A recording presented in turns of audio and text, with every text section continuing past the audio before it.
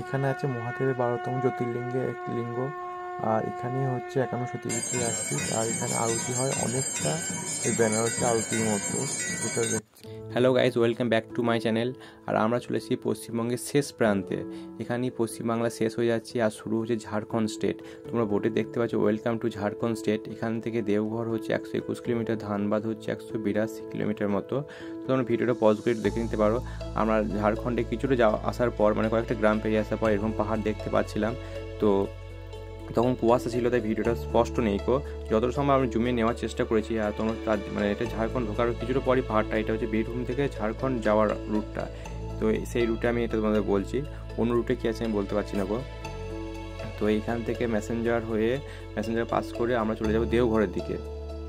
যেহেতু আগের ব্লগে তো আমরা সিউড়ি, তারপরে চিলপাড়া ব্যারেজ, ওরাপুরি ফরেস্ট দেখেছো, তো এই ব্লগে থাকবে শুধু দেওঘরে বৈদ্যনাথ ধামে দেখেছি। তোমাদের সাথে কথা বলতে গিয়ে আমি আমার ইন্ট্রোটা দেওয়া হয়নি।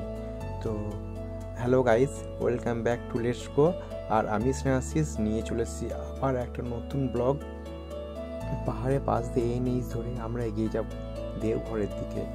এখান থেকে দেওঘর অনেকটা দূর, কারণ আমরা এখন দুমকাও যাইনি। দুমকা ঢুকতে আমাদের অনেক টাইম লাগবে। এই রাস্তায় দুমকা হয়ে দেওঘর। जिंदगी एक सफर है सुहाना, यहाँ कल क्या हो किसने जाना। তো যাব, হোটেল দেখবো, তারপর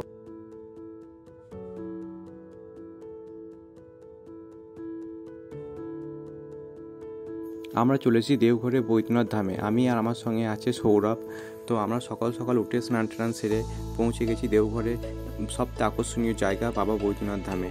এখানে যারা দেওঘর ঘুরতে আসে তারা সবাই বাবা বৈদ্যনাথ ধামে দর্শন করে, কারণ হচ্ছে এটাই হচ্ছে সে মহাদেবের যে 12টা জ্যোতির্লিঙ্গ আছে তার মধ্যে একটা হচ্ছে এই বাবা বৈদ্যনাথ।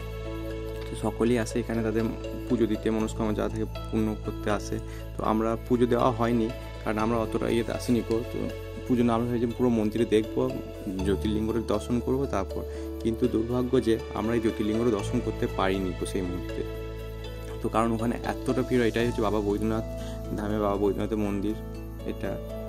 আর তো এখানটা দেখতে পাচ্ছ এইদিকে পুরো মানে ভক্তরা আসে, তারা সবাই এইদিকে লাইন বাই আসে। এই লাইনটা শুরু হয় প্রায় 1.5 কিলোমিটার আগে থেকে। আর এটা হচ্ছে পার্বতী মন্দির। এখানে হচ্ছে মা সত্যি 51 পীঠ আছে, তার মধ্যে একটা পীঠ হচ্ছে এখানে, কারণ সত্যি এখানে একটি অঙ্গ পড়েছে। আর যেহেতু একই জায়গায় দুটোই তোমাদের দর্শন হয়ে যাবে, তো সেই দিক থেকে বলে এই মন্দির সত্যি খুবই ভালো। আসলে তোমাদের এখানে এই দুটো মন্দির আছে এমন নয়, এখানে আরও অনেক দেবদেবীর মন্দির রয়েছে। পুরো মন্দিরগুলোই তোমাদের দেখাবো, আর তোমরা দেখতেই পাবে এখানে মন্দিরটা রয়েছে। পুরো জায়গাটা অনেকটা এরিয়ার মধ্যে বড়। আর যেহেতু মহাদেব রয়েছে তো তার বাহনে যথারীতি চলে এসেছে এখানে। আর এখানে সবথেকে একটা আশ্চর্যজনক জিনিস আছে, সেটা তোমাদের দেখাতে চলেছি। এখানে পার্বতী মন্দির আর বৈদ্যনাথ মন্দিরের মধ্যে একটা গাঁটছড়া বাঁধা আছে। আমাদের বিয়ের সময় যে গাঁটছড়া বাঁধা হয় এখানেও সবাই সেইটা বেঁধেছে। দেখো মহাদেব মন্দির হচ্ছে দেবী পার্বতী। তো এখানে মন্দিরটা যে একটা শোনা যায় কথা, যে বাবা বৈদ্যনাথ এখানে বৈদ্য বেশি এসেছিলেন বলে তাই এই মন্দিরের নাম হচ্ছে বৈদ্যনাথ। এখানে মহাদেবের সাথে পার্বতী গাঁটছড়া বাঁধা আছে। আর পুরো মন্দিরটা এদিকে বিভিন্ন জায়গায় বিভিন্ন মন্দির রয়েছে। তো আমাদের এখানে যেহেতু ক্যামেরা সব জায়গায় প্রবেশ করতে দেবে না, তাই প্রত্যেকটা মন্দিরের মধ্যে আমরা ক্যামেরা করতে পারিনি তো তোমাদেরকে বৈদ্যনাথ ধামে যে জ্যোতির্লিঙ্গটা রয়েছে সেটা আমরা দেখাবো তোমাদেরকে সন্ধ্যাবেলায়। আর এখানে সন্ধ্যা আরতি বিশেষত্ব আছে একটা, এখানে যেমন বেনারসে যেভাবে আরতি হয় এখানে দেখতে পাচ্ছ। এখানে একটা সুতো বাঁধা হচ্ছে, দেখা যাচ্ছে তারপর স্ক্রিনেতে। এই সুতোটা এই দইটা এই মন্দিরের সাথে মহাদেব মন্দিরের সাথে পার্বতী মানে বাবা বৈদ্যনাথের সাথে পার্বতী মন্দির বাঁধা হচ্ছে। তো তোমাদের যেটা বলছিলাম যে এখানে একটা আরতি বিশেষত্ব আছে, এখানে যেভাবে বেনারসে আরতি হয় ঠিক আরতিটা সেভাবেই হয়। তার জন্য তোমাদের পুরো ব্লগটা দেখতে হবে, কোথাও স্কিপ করো না, স্কিপ করলে হয়তো অনেক বাদ চলে যাবে। তো আরতিটা আমি তোমাদেরকে পুরো দেখাবার চেষ্টা করবো। আর আমি একটা মন্দিরে এখন চললাম, সেই মন্দিরে দেখে আমার ক্যামেরায় ঢুকতে দেবে, কিন্তু যদিও ক্যামেরা খুব জলটা যে চান জলটা শিবের মাথায় ডালা হয় সেই জলটি এদিকে বেরোবে। আর এটাই সবাই মাথায় নেবে। नहीं मिलेगा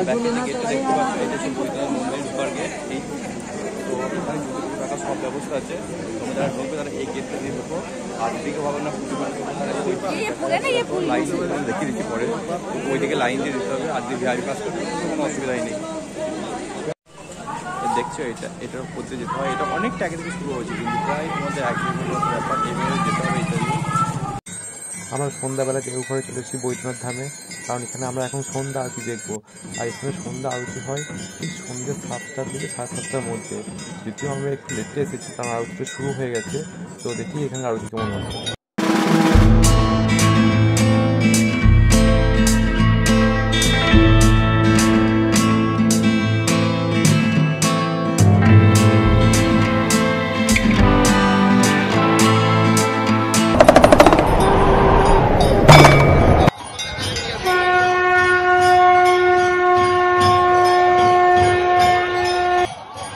একটু দেরি হওয়ার কারণে সন্ধ্যা কিছুক্ষণ আগেই শুরু হয়ে গেছে।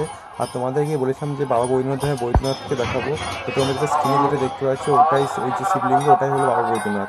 তো ওটা তোমাদেরকে দেখালাম, কারণ আমরাও সরাসরি দেখতে পাইনি, আমরা স্ক্রিনের মাধ্যমেই দেখেছি, আর তোমাদেরকে সেটাই আমরা শেয়ার করলাম।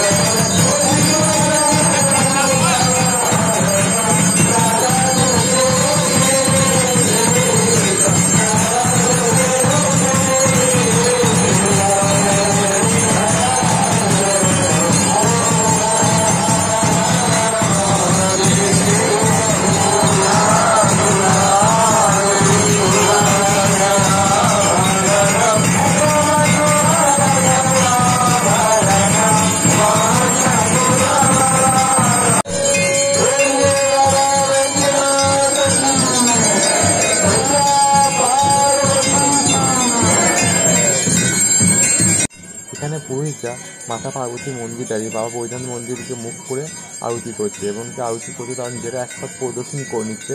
সেই সাথে সাথে কী হচ্ছে না, ওখানে সমস্ত যে দেবদেবী রয়েছে তাদেরকেও একবার আরতিতে দেখানো হচ্ছে। তো এইরকম আরতি আমি প্রথমবার এখানে দেখলাম, যেটা 5টা পুরোহিত মিলে আরতি করছে। আগে আমি সত্যি এরকম কোনো আরতি দেখিনি তো। আর একটা ওই টিভি দেখেছি, যেটা বেনারসি আরতি হয়ে থাকে গঙ্গাটার সামনে, সেটা দেখেছি। সেই সাথে কিছুটা হলেও মিল রয়েছে।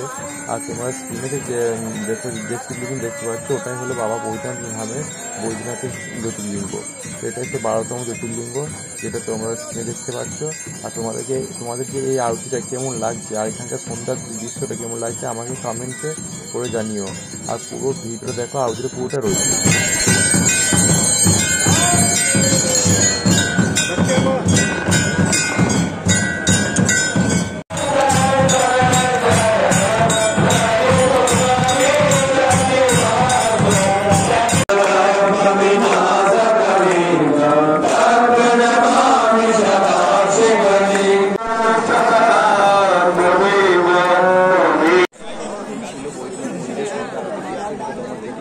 তো আমরা সন্ধ্যাবেলায় যেহেতু আসবো বলেছিলাম তো সেটা এলাম।